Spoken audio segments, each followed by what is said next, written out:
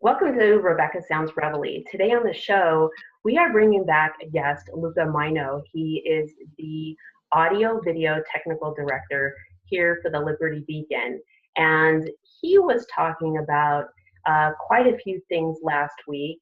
One of the things that we were talking about was a matriarchal society, and we were going to also talk about the patriarchal society.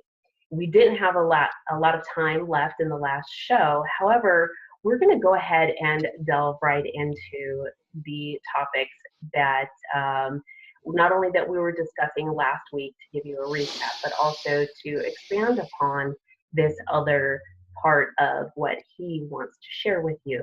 So welcome, Luca. How you doing? And it's a pleasure and an honor to be on your show. And we're sounding Reveille in a big way. I just thought it would be a really good idea for people who didn't see part one to just go over very quickly what we discussed in last week's show, if that's okay. Okay, we covered the fact that the powers that be simply don't care about the people, and that's something that we proudly and obviously prove, as most people know. All they have to do is look around them and find out what's really going on.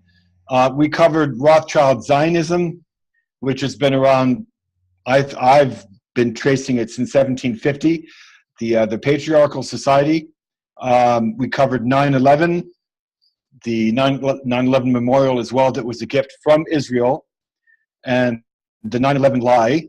Christopher Bolin and David Icke do a fabulous job for people who want to watch videos on that. We covered the intel whistleblower that also said that every single terrorist attack in this country, America, was a false flag. And we touched on some of them, like 9/11, Pearl Harbor, and others. And by the way, for those who don't know, according to Ted Gunderson, the ex-FBI chief who was poisoned to death, quote, an unexploded bomb with the U.S. Army stamp on it was taken out of the Oklahoma City building after the bombing. We covered thoughts by Edward Bernays, the father of propaganda, Aldous Huxley, Einstein, Paul Harvey. We also had a clip from Paul Harvey. And they're among the seers and thinkers that were really trying to warn us about what was coming.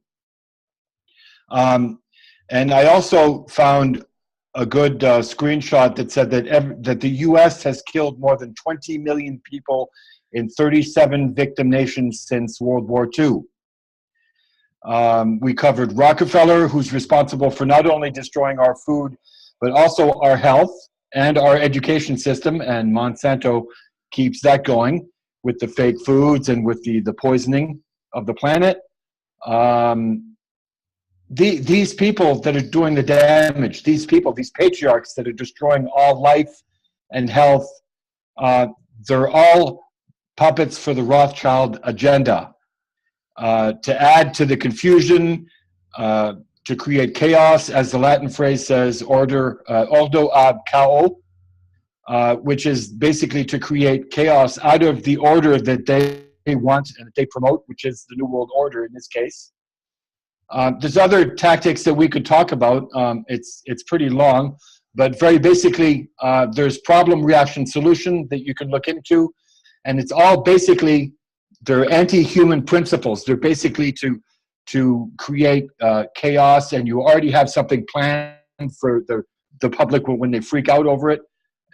So you have the problem, the reaction, and the solution already thought of in advance. They basically do this because most of us don't know about what they're doing. The word government itself is really interesting. If you work at the word govern and meant, I could see you want to say something. Well, what I was thinking, I'll address the comment that you just made, and it's not everyone that's involved with government or those who really have a goal to help people. But what I'm hearing, and based on our conversation last week, is that there is an interconnected sort of map, if you will, of the agenda, and that gets played out. And there's a lot of people that are not only misled in government and in politics, but as well as people who are not aware of what's going on. And so what was really very paramount in the conversation that we had was to fact check. People need to be able to know what's going on, but not hear it and just believe it, but to fact check. And one of the things that you even said within the own statements that you make is go ahead and fact check what I'm telling you. And don't believe us, right? Yes, and I thought that was very interesting. And some of the things that you had shared with the audience last week was one of such things, that the sort of interconnected plan was that certain countries needed to end up at war for some of the outcomes to happen. And one of them was Syria. And right after we recorded the show, we ended up sending some missiles over there, and that ended up happening. So while that isn't in its totality 100% supportive of what you're telling people to fact check, I thought it was very, very interesting that it did happen. And so there's more, though, that you have, because you're talking about two different types of societies and how it's and how they're governed. And I think that's where you were going with govern and then meant. Would that be correct? Actually, as it says, govern and meant is simply government controlling the mind. That's what the word means. And you touched on something really important too, that a lot of people don't know about what's going on, and that's the case with a lot of people that went to war thinking that they were doing something heroic and they were doing something good for the country, and you end up finding out that the United States is one of the biggest terrorist organizations on the planet. This is all about the destruction of human life, of everything natural and everything that goes along with it. It's basically control. And look no further than right outside your door. You have the destruction of the environment. You have the destruction of the forest, poisoning of the water, our food, our health, our air, the neglect of the neglect of infrastructure, and it's just there's so many things. And you find out that the United States is simply helping in Israel's agenda, which is the Greater Israel Project. It's called Eretz Israel, from the Euphrates down to the Nile River, and to totally obliviate the Middle East. And we're helping them do it. And Syria is next. And this is the plan. Syria just is like next as far as just destroying it, to take control over it. And this, like 9/11 and all the other events that we've had in this country, were ordered and orchestrated by the Rothschild Zionist dynasty. This is basically what General Wesley Clark had outlined for us in the video that we showed in part 1. And a lot of people are waking up to this. A lot of people are seeing what's going on. A lot of people that want to put integrity before money and power, people before profit. And you can see it really clearly also in the medical and the pharmaceutical, the political, the military industries. Even a big pharma exec comes out saying publicly that, hey, we're here for the money. We're not here to cure people. And this is what I wanted to get at with the matriarchal society. It's exactly the opposite. Okay. It's like turning everything that's going on its head. Okay. Matriarchal societies were, that's the one thing the church and state have done their best to destroy through the years. And the obvious proof of that is the 100 million people that they killed since 1492. This is the agenda that has been going on in North America. And, you know, it's not women like Hillary. I want to say this again. It's not like Hillary Clinton, okay? But we're talking about matriarchs. We're talking about right-thinking women who think of the next 7 generations unborn. Okay. Through my research and active living among the original people of this land, taking part in sacred ceremonies, taking part in talking circles, in fasts, I can see where all this is going. It's good versus evil. It's just like those movies. You know, it really is. In my conferences, I keep talking about, and we said this last week, I just wanted to say this again very quickly. You know, you draw a line right down the blackboard, and you put patriarch on one side and matriarch on the other. Okay. And the representations of each are polar opposite. And I had some of the kids in the classroom, their mouth just dropped, you know. And examples would be like, you know, ego versus eco, war versus peace, love versus hate, apathy versus empathy. They're complete opposites. Mm-hmm. And the original people here on Turtle Island, which is North America, call them what you want. Native Americans, Indians, First Nations. They were the caretakers of the land for tens of thousands of years. The women were in charge in a lot of the tribes. That's where matriarchal comes from. And the men knew their place in the woman's world. Okay. In those tribes, the women owned the lodges. The women were the powerful ones on the war councils, on the gatherings. They were the decision makers. There was never anything done without the approval or the consent of the women. The men had their fasts and their sweat lodges. Okay. The women never needed that because they were being purified once a month by nature. I see. Okay. There's a lot of it's so interesting once you get into it.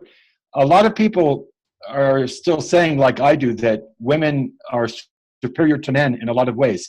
And it's not demeaning of men at all. I want to be clear on that. Men just knew what they had to do. They were the hunter-gatherers, they were the protectors, they were the warriors. But unfortunately today, the patriarchal society has been set up by church and state to put the women under the man's boot. There's, you know, if you look at the old commercials about smoking or, you know, or about how nice it is to have a woman in the house, there's actual pictures of the woman's head being the part of the carpet and the man has his boot on her face.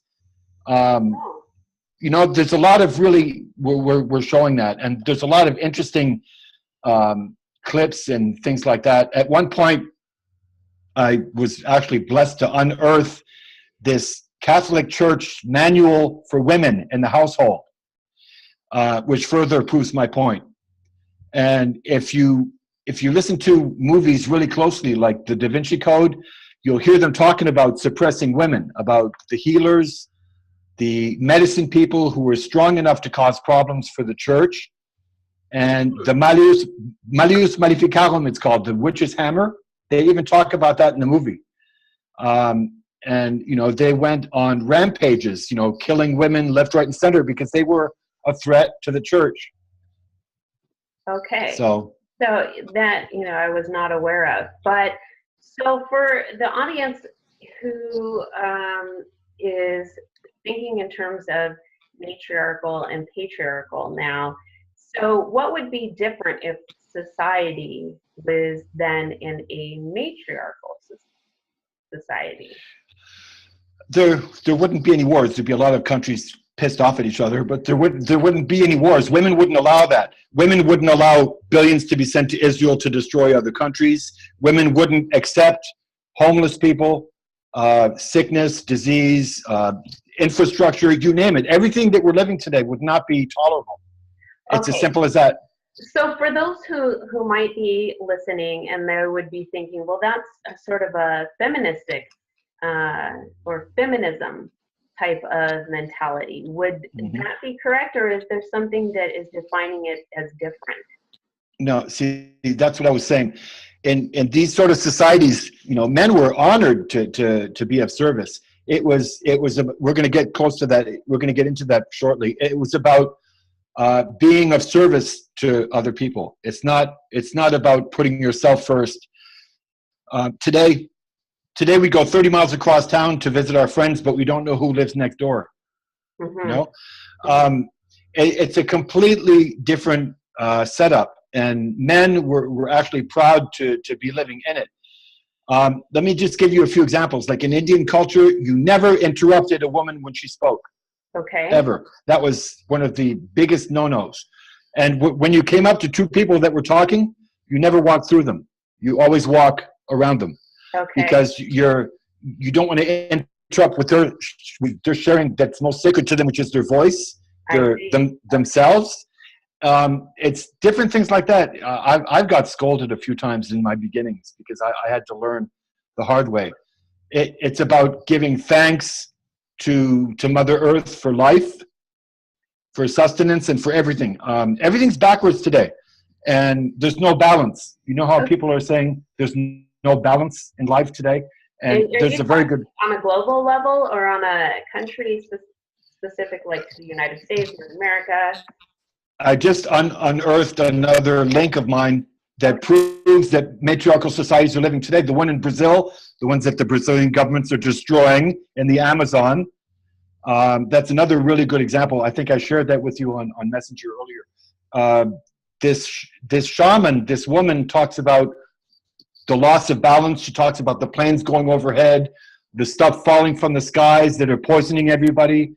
And it's going along with the same idea that we're talking about. It's how the right-thinking women would run the world, and how men are just simply, I should say, unbalanced or irresponsible men in charge are destroying it. Okay. I just want to give you a good example. Can I just tell you a quick story? Sure. About respecting Mother Earth? Sure. It's called the spirit plate, and it's not very long. And when I had to do with that, when I saw that the first time, I literally cried. I wept.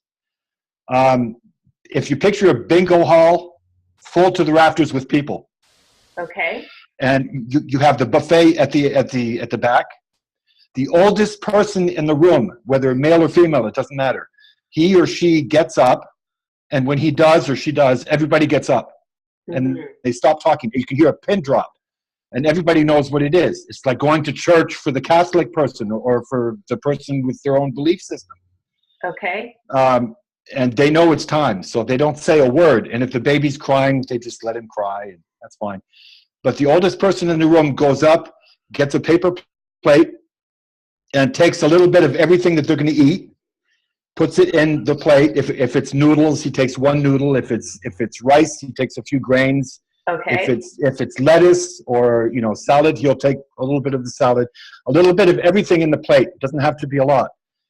And everybody's still standing. He goes outside and says a prayer, holds up the plate, puts it down by the nearest tree, says a prayer, comes back in, and as soon as he or she sits down, everything goes back to normal.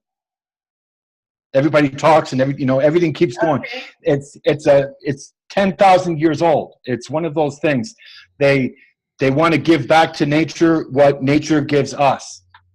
And you look at today, in America, I'm getting goosebumps here.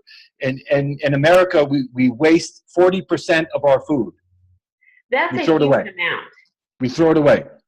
That's an absolutely huge amount. And why do you think that is, that there's such a high amount of waste? It's just no respect. We're taught by government that doesn't respect themselves, just like parents to children. We're taught not to care. There's so many examples. All we have to do is look around us. Just recently, I came across a post on social media 2 days ago, as a matter of fact. And the Native Americans have a really, really good line for this. The meme shows an officer who's got a serious look on his face, and he's looking around. And the meme says, if we're not comfortable with emotion, every emotion becomes discomfort. And everything uncomfortable in an uncomfortable situation becomes a threat automatically. And the Indian nations have a perfect meme for that. They say that if you're, you should go to the forest. And if you're not afraid of the forest will not be afraid of you. Okay. Imagine going to the forest and sitting down for a couple of hours. All of a sudden you see salamanders coming around, you see squirrels coming around, you see birds coming around. But if you're afraid of the forest, there'll be the people or the entities in the forest, the animals in the forest, they'll be afraid of you too. And what we fear, we tend to destroy. And that's exactly what we're doing. It's exactly what we're doing today. Okay. We're destroying the forest. We're destroying everything. So it's the polar opposite of what we started this show with. It's about taking care of one another. It's about respect for one another. You put yourself last. And there's another good example. Some people saw the movie The Last of the Mohicans. Okay. The guy's name was Uncas, and he was Mohican, and he has a perfect line for that. He says, "This heart of mine is not mine, it's yours." So to really find solutions then in the society that we have, where there isn't a system of what you're talking about, hate and fear, you're talking about balancing the two types of societies. And so that would be integrating both men and women and utilizing the best methods to create something very healthy and peaceful from that. Yes, exactly. See, you have a man who's beating his wife, which you see almost every day. And the children are looking at that. The children in the family are watching the man being violent to their mother. So that's how they grow up. It's a system of and it keeps repeating it. It keeps repeating itself. And the kid growing up doesn't know what he's doing wrong. Hey, my parents did that. There's nothing wrong with that. Absolutely. The household is your boot camp for future relationships and for future choices that you make, because you do what you see, what you've been trained to do and how to respond. So 100%, I'm in agreement with you on that. And the biggest question that people are faced with is, how do we get that to stop? And so you have an opinion on that. As we talked about in the first part, I don't like to use opinion. I like to use fact, the word fact, because everybody has an opinion. But if you really research hard and you're determined to find the best of you and to be able to be of service to everybody else, it becomes clear. It's not your opinion, it's fact. This is it. This is the truth. And those two entities that we're talking about, let's say the wife beater and the man who really respects his wife, they can't live together. They can't coexist. It's like the fish trying to talk to the oil tanker. Mm-hmm. I'll give you a perfect example of that. This year, we saw Standing Rock. We saw the aggression at Standing Rock. Perfect example. Look what they did to unarmed, praying water protectors. And then they lied about it, They've done the same for centuries. This is attempted extermination, and it's genocide here and elsewhere. Australia, India, Britain's been at this for a long time.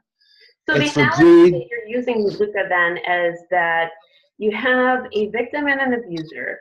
And so regardless whether it is an at-home sort of interpersonal relationship, the analogy is that to a society and its people. Mm-hmm. Would that be correct? Yes. Okay, I got it. It's the same sort of thing. It's a violent person that, he can't relate to a person like me who's, I can't hurt a fly. I have a hard time killing a fly,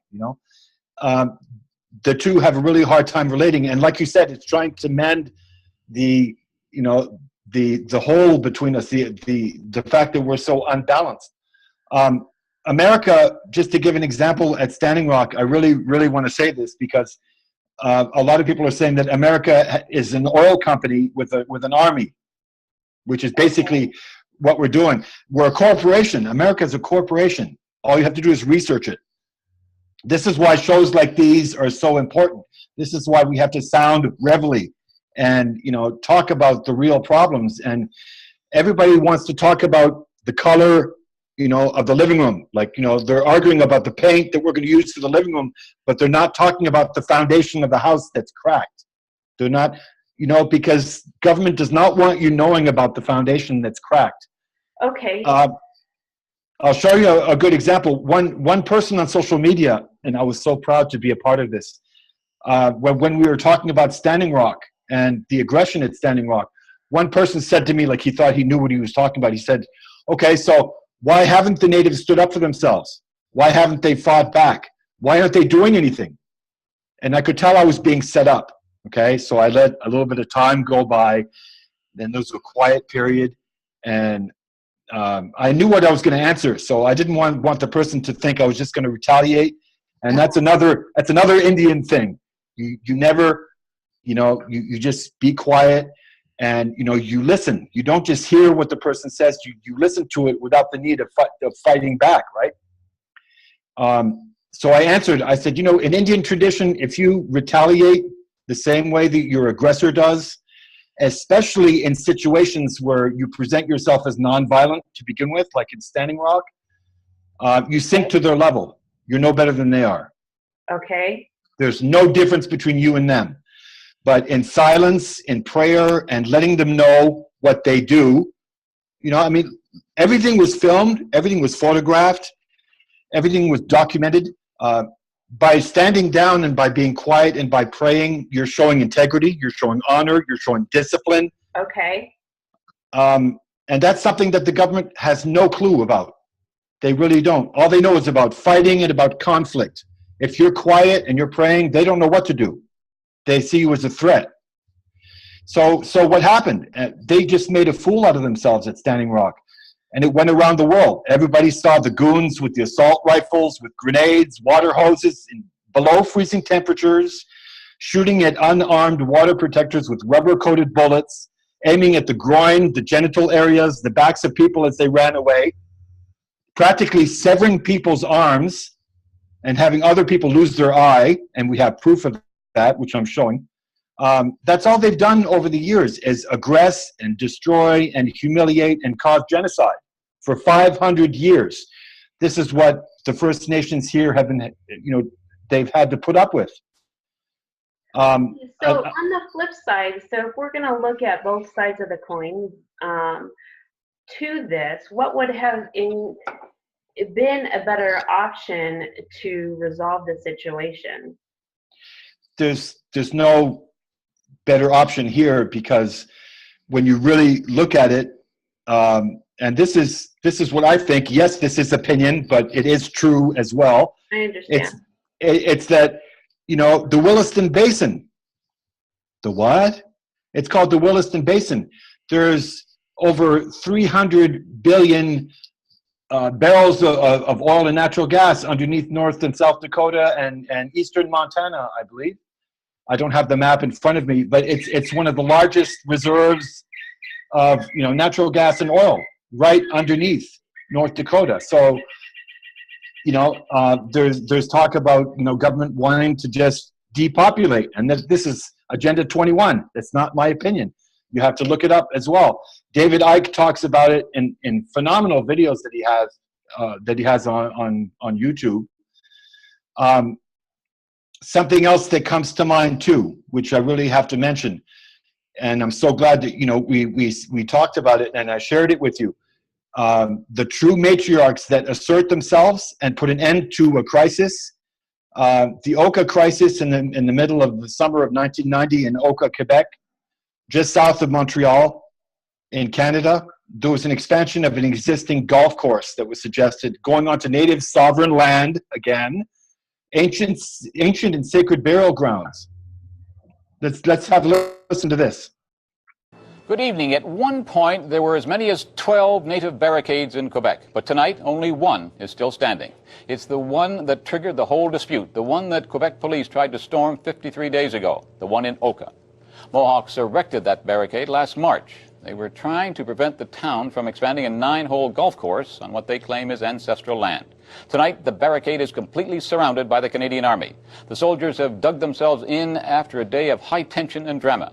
It all began at about 1 o'clock Eastern Time this afternoon. Army units moved in here at a location the Mohawks refer to as the North Pole. Soldiers also took this barricade on the western edge of the community. Then they pressed on toward the final blockade. It all seemed pretty easy, that is, until they reached the center of the Indian land and things came to a dramatic climax. The CBC's Neil MacDonald was there. Instead of moving on the Oka barricades by road, the Army chose the terrain it likes best, the forest, moving in from behind, coming in the back way. When they rolled, it was swift. The warriors met them on a dirt road deep inside the Indian territory. We're gonna start swinging our tell these fuckers where to go. Come on! Come on! Fuck! Come on! The infantry major in charge made it clear he was heading for the barricades at any cost and that bullets would be met with bullets. As soon as I'm able to move forward, I move forward. Are you moving right through to the barricades? There's a barricade down there? Yes, sir. I've taken 3 barricades now. The warriors were nearing hysteria at the sight of soldiers near their tribal cemetery. Somebody give me fucking permission to slug that fucking guy. Get back! Get back! Hey! Then something remarkable. Mohawk women assumed command and cleared their men. You get back, stay back, I'll fucking kick your ass. Run! Shoot! Shoot, you fucker! Get him out of here! Shoot! Hey! Come on! Come on! Hey! Come on, then! The warriors calmed down, although not much, and they took to taunting the soldiers face to face.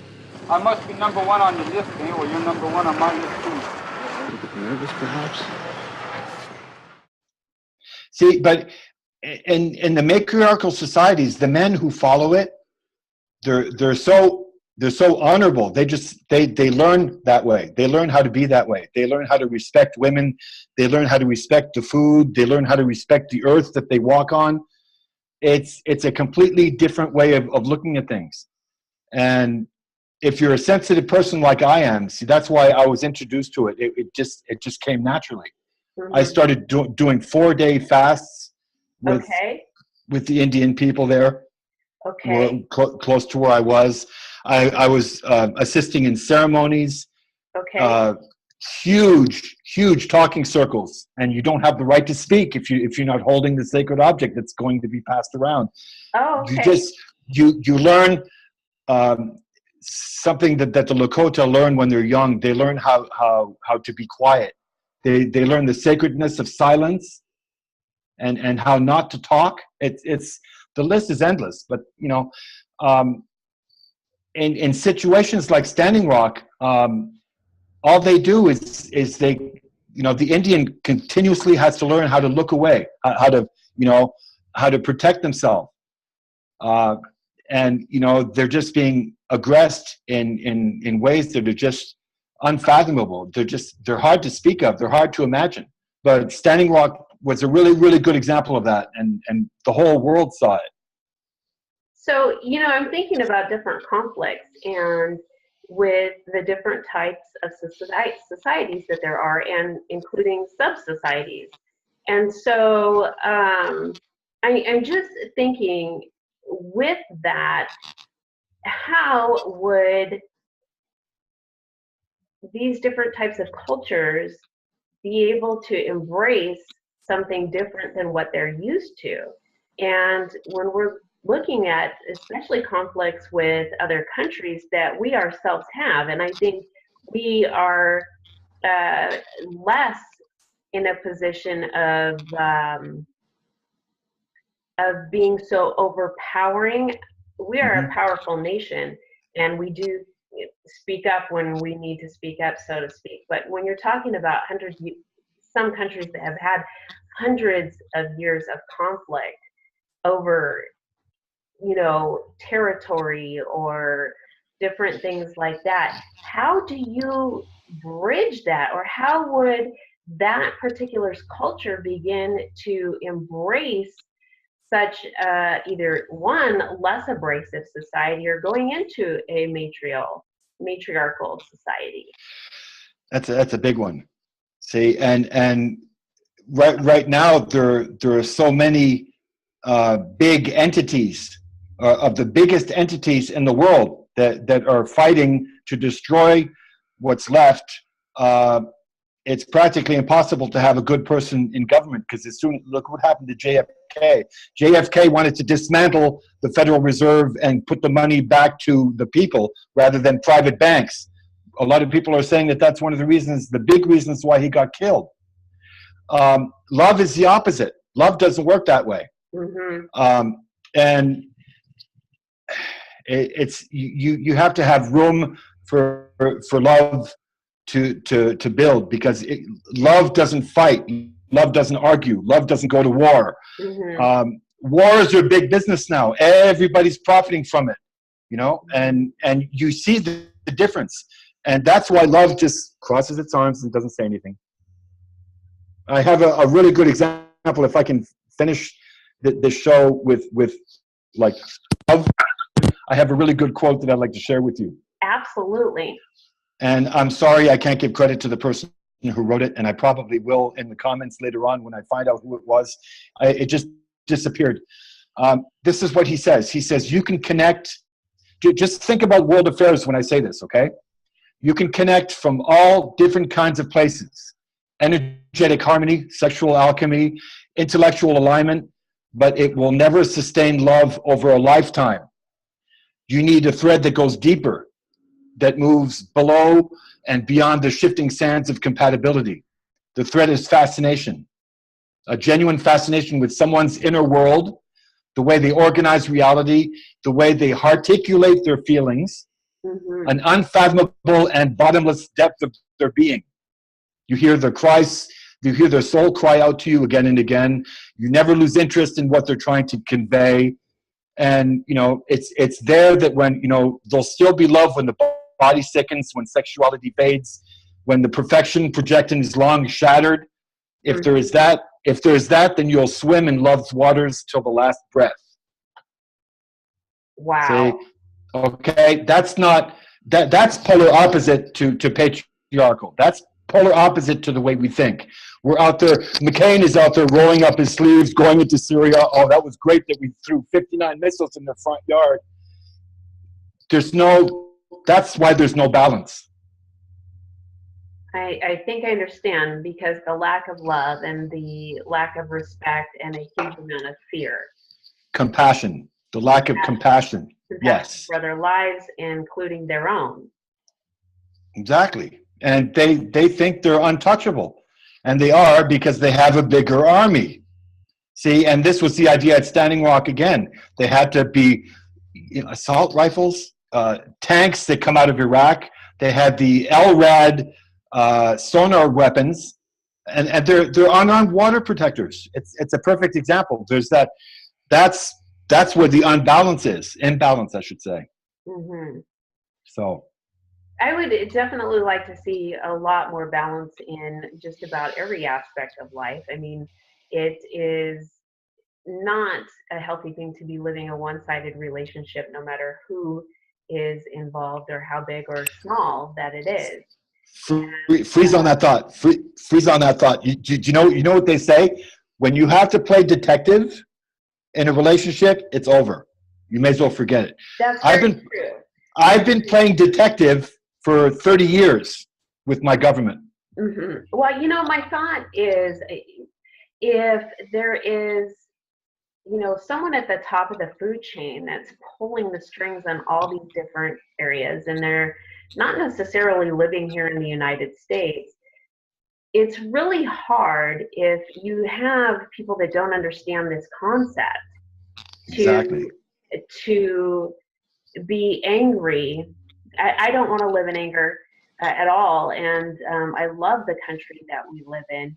I feel very sadness and a lot of compassion, and my heart just goes out to people that are having to be in the other countries in a situation where they live in constant fear, and you know, they're afraid to come out of their house because they don't know if there's going to be a bomb or if someone's going to rape, rob, or steal. And it's just, it's a really sad situation when you have to think on those terms. And while I don't always agree with everything, I would say with what we do or decisions that people make or anything else like that, I would like to see solutions come to the table to address the ways to find just a peaceful remedy to so many different situations. And that goes from, like we talked about, utilizing an analogy of an abuser and a victim, no matter what scale it's on. It would be great. And the biggest challenge when it comes to domestic violence is you sometimes can't get to the heart of the abuser and educate that person to change their behaviors. And when we talk about this as a country, we are dealing with countries that don't have the same philosophies that we do.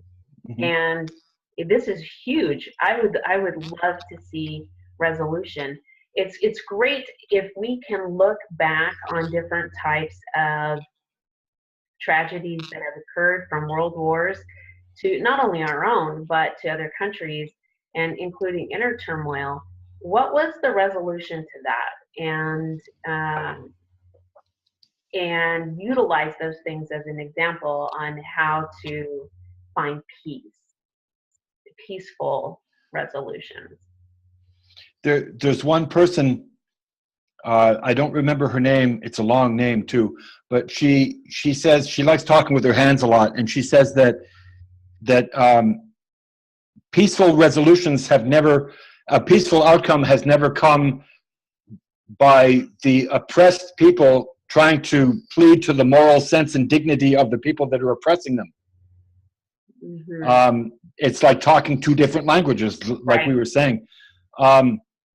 My instant reaction when I saw 9/11 the first time was, what took them so long? Wow, this is the first time that we're seeing somebody else, attack the United States, because my heart knew, without my head knowing, that every single terrorist attack in this country was made up to blame someone else.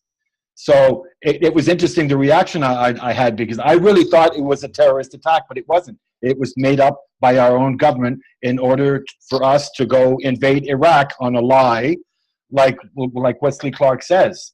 So you can't have peace while people are I don't, there's never been an attack on this country by another country, because they're like the Indian. They're showing respect, they're showing integrity, they're showing honor and nonviolence.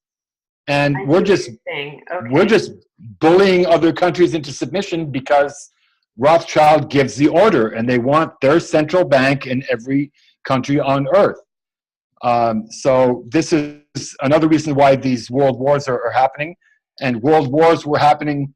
Rothschild was actually funding both sides of every war since Napoleon, since 1776 and afterwards. So,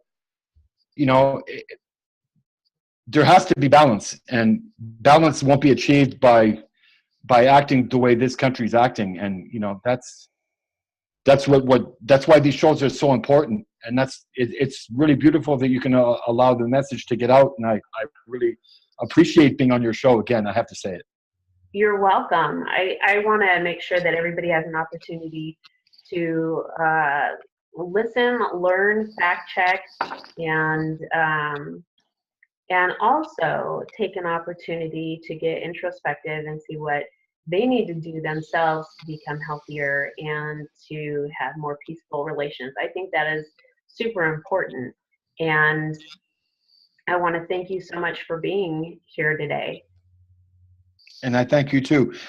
In closing, what the Indian nations have taught me, if anybody wants to try this, is to go outside, face the sun, and close your eyes and be quiet. And you'll see amazing things happen. If you do that often enough, you'll be amazed at what happens. I would have to agree. I mean, we live in a world where everything is just instant gratification. The cell Yes. phones, ATM machines, drive-throughs. I mean, just everything, and we forget that tranquility comes by being still Mm. and listening. And so, I think that was a great message for you to close the show on. So, thank you so much. Thank you. And thank you all for watching today. We offer and invite you an opportunity to share your facts here on Rebecca Sounds Reveille, and you can contact us at thelibertybeacon.com.